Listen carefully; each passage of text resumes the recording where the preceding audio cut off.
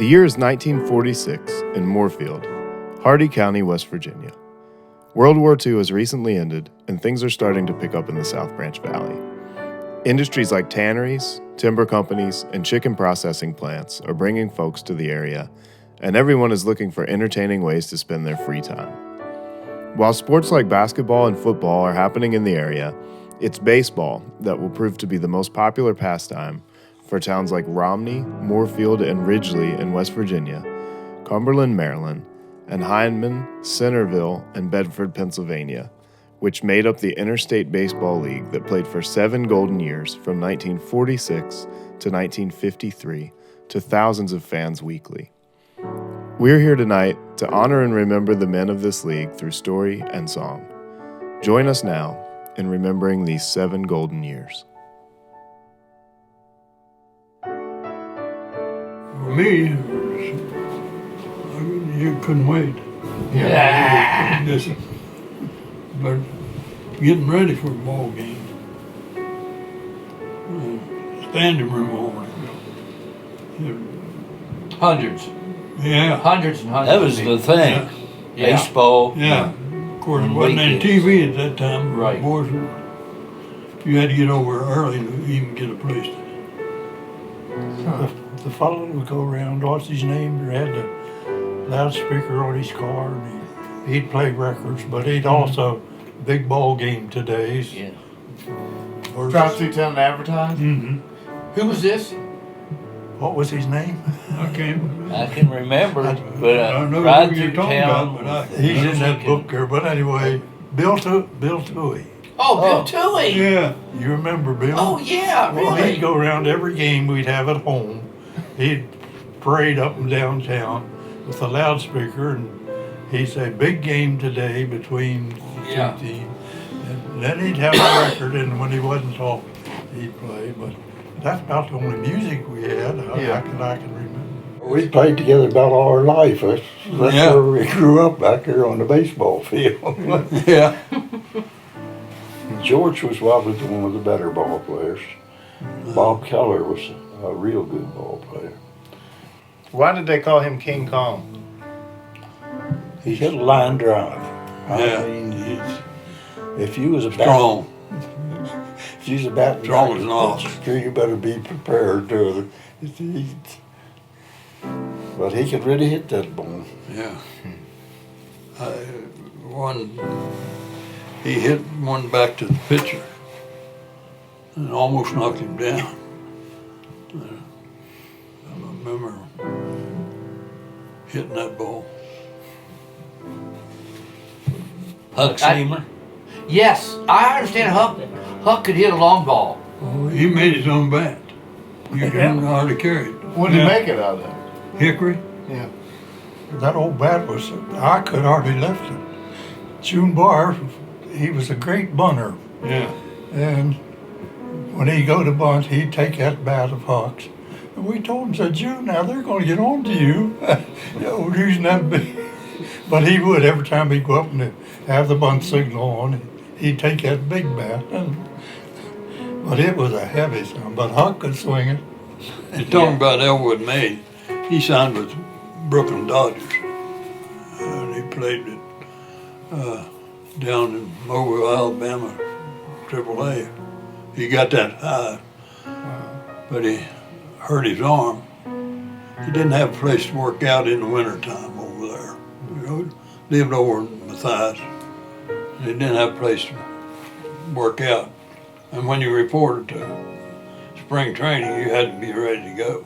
Right. And he hurt his arm. Oh. But he could throw that ball. Well, I played first base a good bit, and then the outfield I could play with. Now I started catching. We were playing Cumberland Moose up here on 4th of July. Played them a doubleheader. They had a fellow pitching, Boots Miller. He'd come back from the big league. Good little pitcher. And he pitched the first game. And I was catching, but we beat them about 5-3 or something like that. And we just built a new dugouts when the opponent's dugout, and we had from our grandstand out, had a gate there where to get open and get the equipment to do the field and so forth. And had a building behind there where they kept all that stuff. And the second game was about the same. We beat them again twice. And when the game was over, I was taking off my equipment. I'd lay it there on the home plate, and Cliff Barr was would take care of the field and everything. And he'd put it away. I'd always carry home.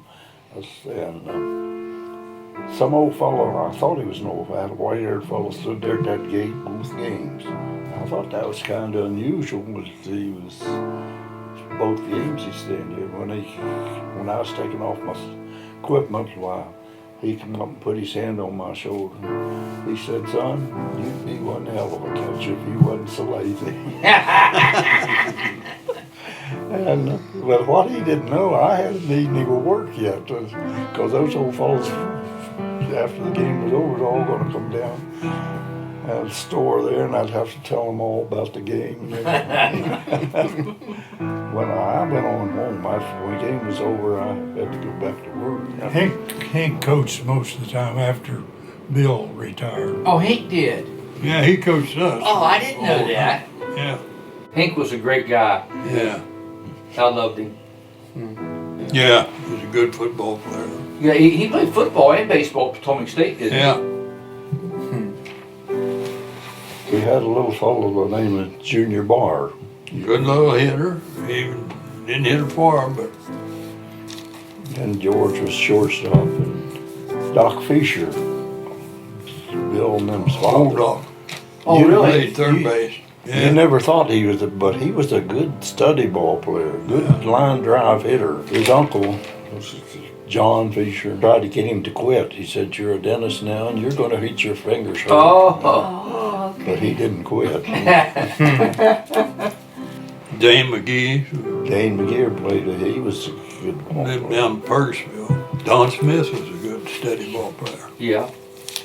Yeah. Never heard of any bad things about him. Solid. And other citizen. teams would brag on Moorefield. Really? I mean, the character of ball player. Solid human beings. Yeah. When we played, I don't know about getting up for the game. We'd always have we'd practice 2 or 3 times a week. And that was unusual for a community like that. And we had big squads. But before the game, we'd associate with each other. But when the teams would come here and play, George was talking about Charlie Williams. After the game, win or lose, he'd take them down to Legion and set them up to drinks. And so they kind of liked to come here and play. They got treated pretty good. You take the opposing team to the Legion. Pardon? The opposing team. Yeah, takes yeah. the Legion. And hang out all together? But most of us traveled in private cars, and some of us would have our family or wives, and I don't remember too many of us getting together, and maybe George. But I'm sure some of them did that. Well, some of But, us younger. my wife liked to go to the ball games, Yeah. and I'd always take a car.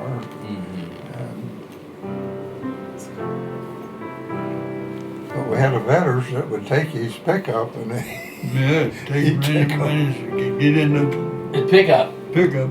Yeah. Put them into bed Yeah, and drive to Pennsylvania. yeah. If they wanted to go, and there was a lot of them wanted to go. Yeah. Oh, yes, sir, he was a dedicated fan. Yes, We had a sir. great bunch of fans. Moorefield, he's still a big baseball fan. Yeah. He went Right. down, but when I was a Right. kid, and they had a pretty good team here. The fellow's own dog examiner is Sam McCoy. Daily Sutherland. I didn't have any money to go. They was having a playoff in Romney, and Moorefield was playing, I believe, maybe Kaiser. And Moorefield had some good ball players in them days. And Dale and I wanted to go to the game. It was in Romney, and Mr. Sam found out about it, and he asked us if we wanted to ride over. He was going to the game. We told him we would like to go. When we got to Romney, we said, now let us out here. And he said, what's the matter, boys? Don't you have money to get in? We said, no, don't have. So he paid her way, and I went home and told my mother when I come back, and she reimbursed him. She didn't have the money to do that, but. And if we needed transportation, the MAB run the Gulf Oil Company here in We had town. the Ford agency here in town. Wow. Some of them would furnish a car. They'd furnish a car every now and then. We had a concession stand right under the grandstand. And they sold pop and peanuts, candy. And that was kind of a big deal to people, right? There was a period of time where you couldn't Oh, get yeah. that. Yeah, when I was a kid, we had carriers and say pop. And I'd walk through the grandstand selling pop to get into the game free. And, yeah, we had Paige Weiss and his wife running, and they were good. Oh, Paige ran. So that's a big, Paige always did do that. Yeah, Yeah. You know, he ran the He's concession a up at the businessman. stock sale. yes, sir, that's right, yeah. He had a wooden leg, and he was a businessman. He worked at the track a lot too, over Charlestown. And they tell us on him that we're having a meeting of some sort, and it got pretty loud. And Paige got a little aggravated. And there was an ice pick there on the table. And he just picked up that ice pick and jammed it down his leg. And it stuck there. People were about passed out. He's a character. And he ran the concession stand. Yeah. Yeah. I think I told you last time we met here, Fred Hilliard, I think he had polio or something, didn't he? And he had a little red blanket. He'd do chores for the ladies and widows or something. And when we'd have a ball game, we'd have pamphlets, and he'd deliver them around town, put them in the stores and stuff, the ball game. And he Did a little bootlegging with his wagon. We'd pay him for these, and when he got paid, he'd get a bottle of wine, get about half drunk. And Robinette, do you remember Robinette? Yeah, Chief He was Robinette. town's chief priest. He'd put him in jail when he got. Fred never hurt anybody. He never got in any trouble or anything like that. And Robinette got tired of putting him in jail. So, but Fred wanted to go to ball. He never missed a ball game. He sat in the grandstand. He sat right behind the catcher every game. And so Robinette just started taking him home instead. And on a Saturday after he got delivered and the bulls was around, why he got a little drunk. Robinette picked him up, took him home, and Chief took him down there and said, now, Fred, I don't want you crossing this bridge anymore till Monday. All right, he said he wouldn't. He went down. Well, Sunday, we were playing, and I'd always leave my car over at Mother's so I could get out of there. And when I got to the ball game, Fred was sitting there right behind where he always sat. And it wasn't long till Robinette come in. He saw Fred sitting there. He went over and he said, Fred, I thought I told you not to cross that bridge till Monday.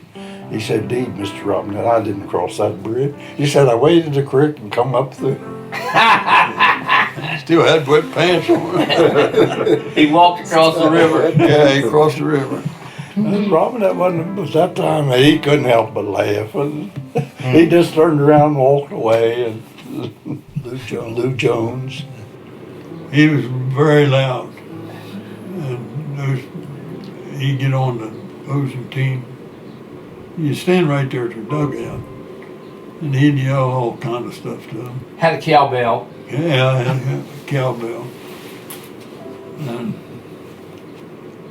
they'd get mad at him, get after him. Well, how did Lou Jones get to games like over in Star Tannery and places? Did he ride with some of you guys, or Yeah, probably had. he always went and took his cowbell? It didn't matter Yeah. where you played. He'd show up. Yeah, Yeah, Huh. he was he'd their be there. faithful fan. Pluck was there. Pluck. He till he passed out. He What's his name? Pluck. I don't know what his I last. don't know what his name was, Mr. Pluck. And Gaynor Thomas was always a big Oh, one. He'd sit out on the opponent's grandstand out about beat the bleachers out there. Yell the whole game. In 1944, where out these 26 athletes, 24 of us got drafted and didn't get to play our senior. In fact, they didn't even get to go to school our senior. We got drafted into service, and I didn't have a senior year, and all those 24 didn't either. They already had their draft notice, the principal. But he taught them, so they get their diploma before they went in there.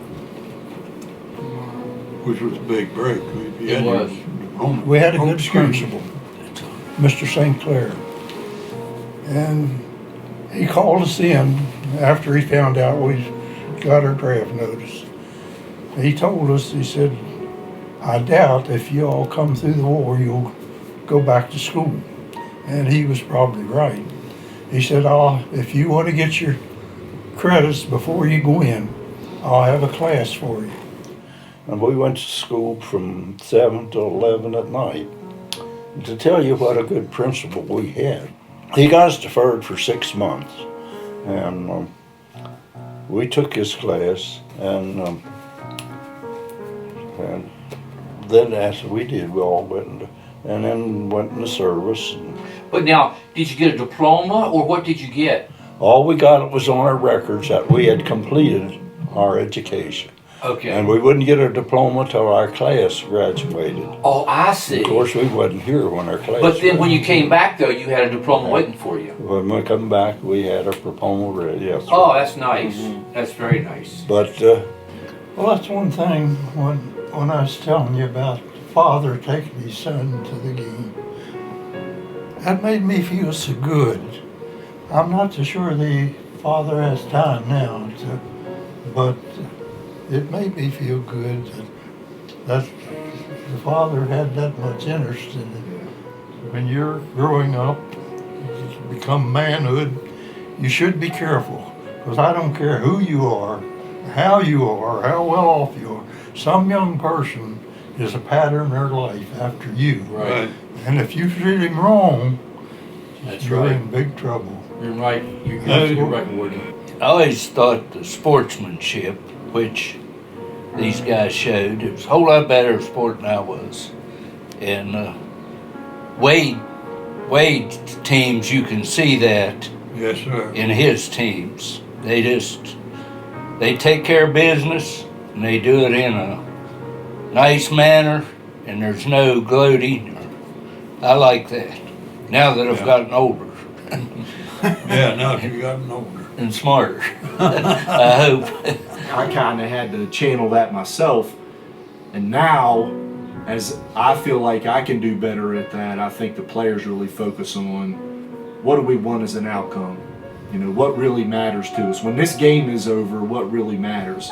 And we've tried to do a lot of that camaraderie activities with our kids. And you know, we'll take them, I've taken them over to the nursing home in Baker, and we've delivered things to the nursing home just to do it as a group and let them kind of give back to the community, because those fans that are in the crowd, and as good as they feel when people are watching them, I want them to know that they're able to give something back to those people, whatever it is and whatever way we can.